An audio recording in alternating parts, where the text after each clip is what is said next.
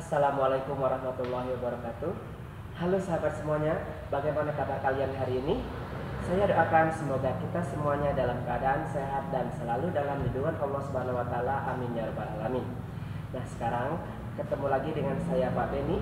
Pada kesempatan kali ini saya akan menampilkan latihan soal IPA kelas 8 dan pembahasannya untuk persiapan menghadapi PAT, penilaian akhir tahun semester genap. Insya Allah PAT kalian mendapatkan nilai 100, amin ya rabbal alamin. Nah, untuk itu jangan kemana-mana, tetap di sini dan tonton terus video ini sampai dengan selesai. Semangat belajar!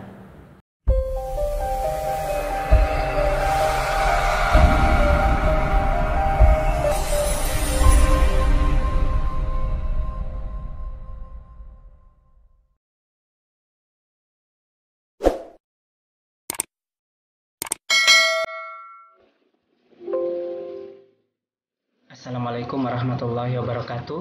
Halo sahabat semuanya, ketemu lagi dengan Pak Beni hari ini. Pada kesempatan kali ini saya akan mempersembahkan latihan soal IPA kelas 8 dan pembahasan untuk mempersiapkan PAT, penilaian akhir tahun semester genap. Adapun materinya ada 5. Yang pertama tekanan zat, yang kedua sistem pernapasan pada manusia, yang ketiga sistem ekskresi pada manusia, yang keempat getaran, gelombang, bunyi, dan indera pendengaran, dan yang kelima adalah cahaya, cermin, lensa, dan alat optik. Baik, yang pertama kita akan membahas tentang materi tekanan zat, yaitu terdiri dari tekanan zat padat, tekanan zat cair, tekanan darah, dan juga tekanan pada tumbuhan.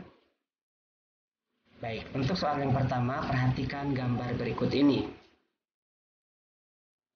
Dari gambar tersebut, jaringan tumbuhan yang memiliki fungsi mengangkut air dan zat hara dari akar menuju ke daun dan mengangkut hasil fotosintesis dari daun ke seluruh tubuh tumbuhan secara berturut-turut adalah nomor A.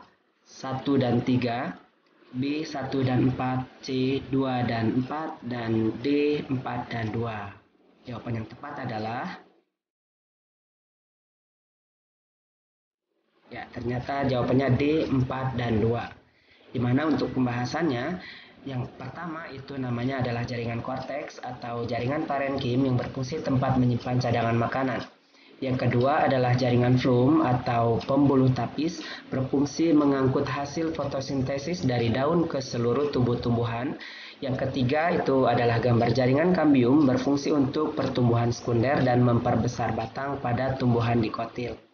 Dan yang keempat itu adalah jaringan silem dan pembuluh kayu, berfungsi mengangkut air dan zat hara dari akar menuju ke daun.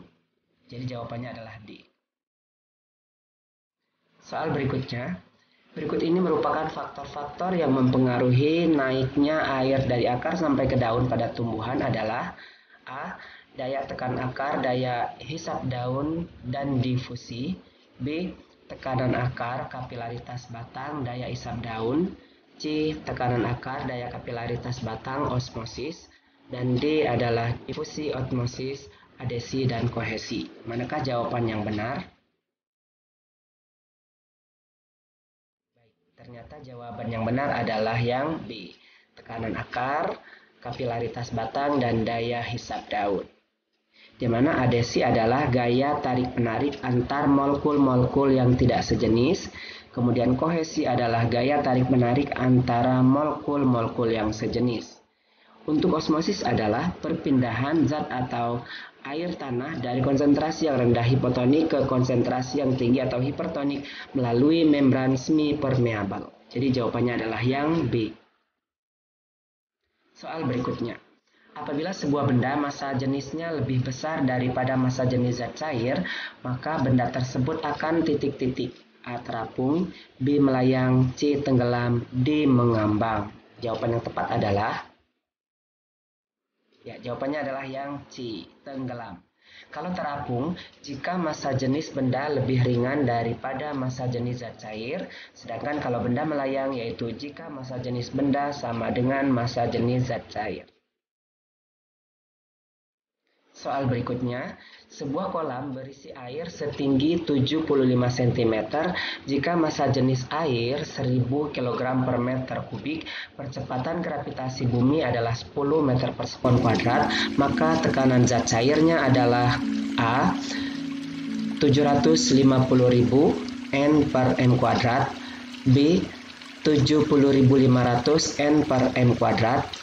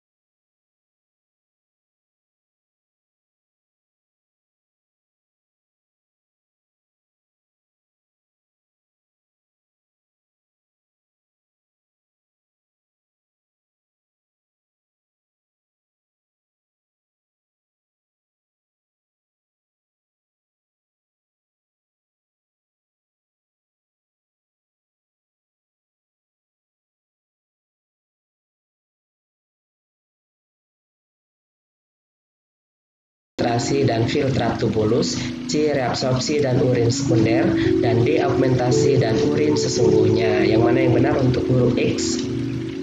Ternyata jawabannya yang A, yaitu filtrasi dan urin primer. Dimaksud dengan filtrasi adalah penyaringan sel darah merah terjadi di glomerulus dan menghasilkan urin primer atau filtratub glomerulus.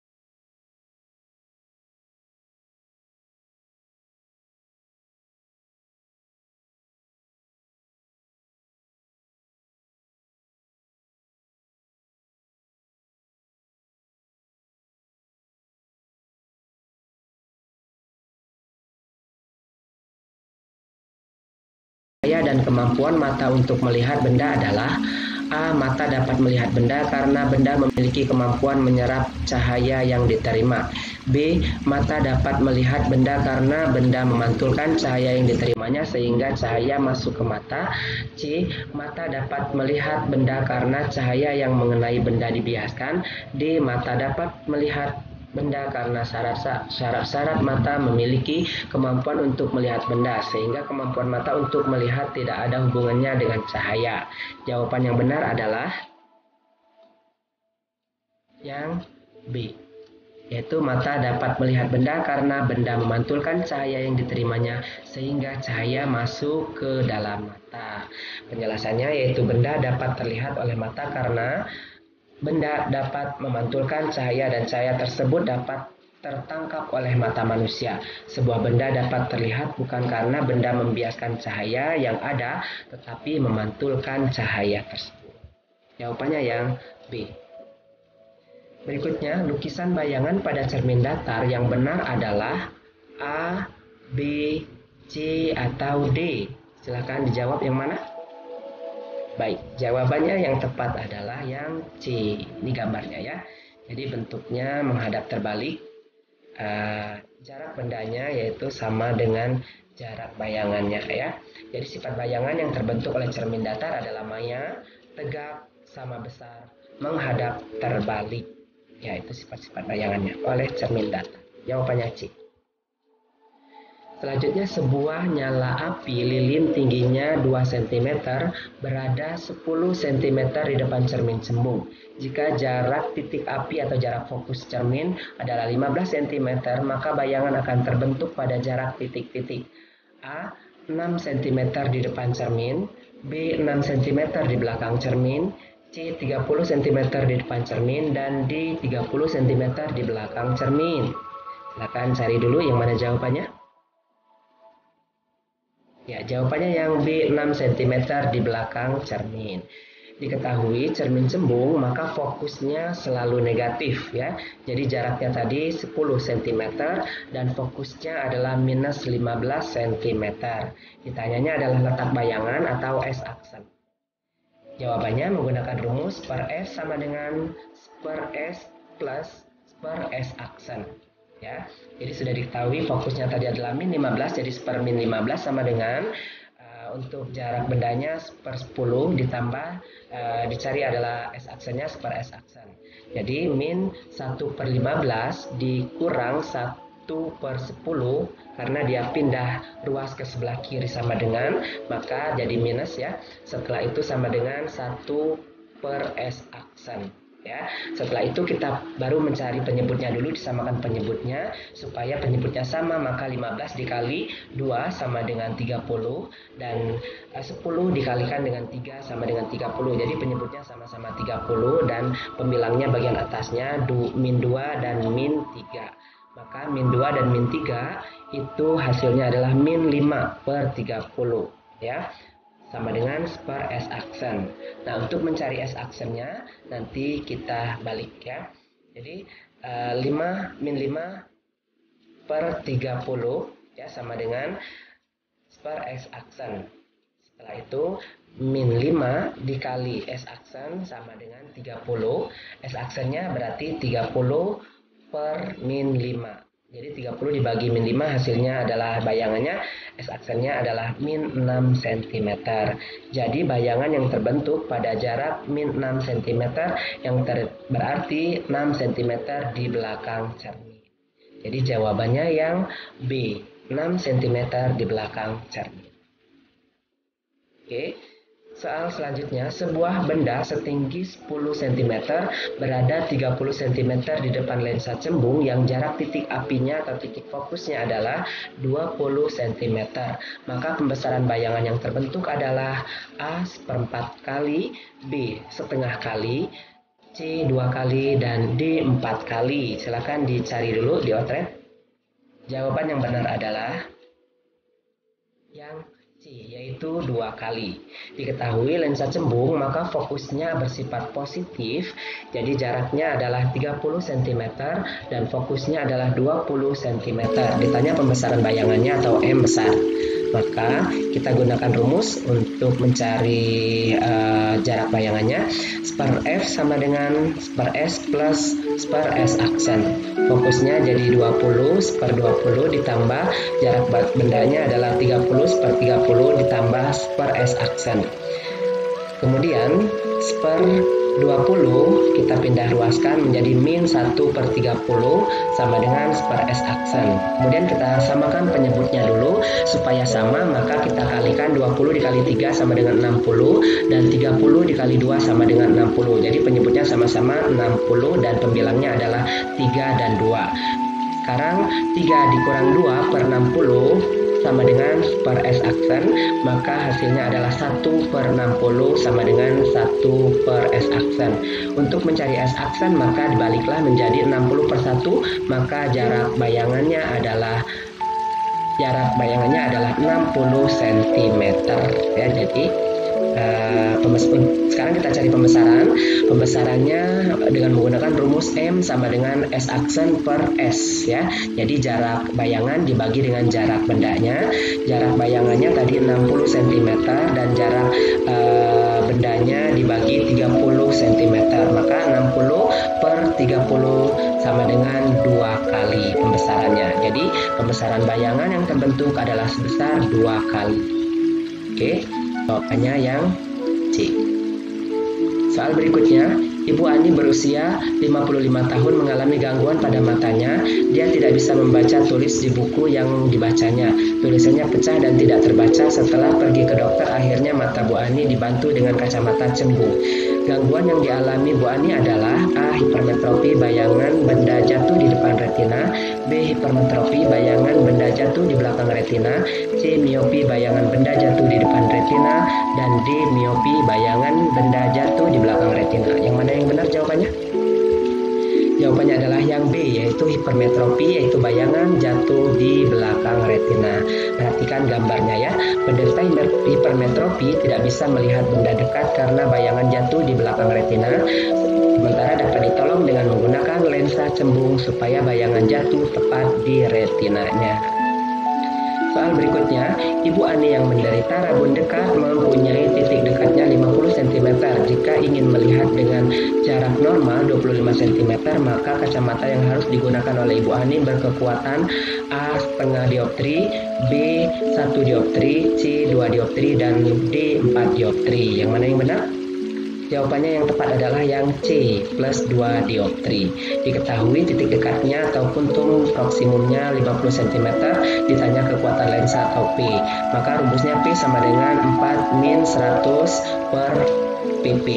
Maka P sama dengan 4 min 100 per 50. P sama dengan 4 min 2. Jadi 100 dibagi 50 hasilnya adalah 2. Jadi kecepatannya, kekuatan lensanya adalah 2 dioptri. Oke, demikian saja yang dapat saya sampaikan. Semoga kalian paham dengan soal-soal yang sudah disampaikan tadi, dan sukses selalu buat kita semua. Mudah-mudahan nilai kalian semuanya 100 dalam menghadapi PAT di semester ini. Terima kasih. Assalamualaikum warahmatullahi wabarakatuh.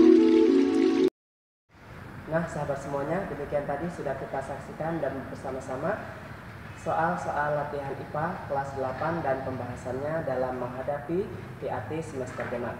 Mudah-mudahan kalian bisa mengikuti PAT dan mendapatkan nilai yang maksimal. Oke, sukses selalu buat kita semua. Tetap menjaga protokol kesehatan dengan menerapkan 3M, yaitu memakai masker, mencuci tangan pakai sabun, dan juga menjaga jarak di masa pandemi COVID-19. Terima kasih sudah menonton video ini dan semangat belajar. Wassalamualaikum warahmatullahi wabarakatuh.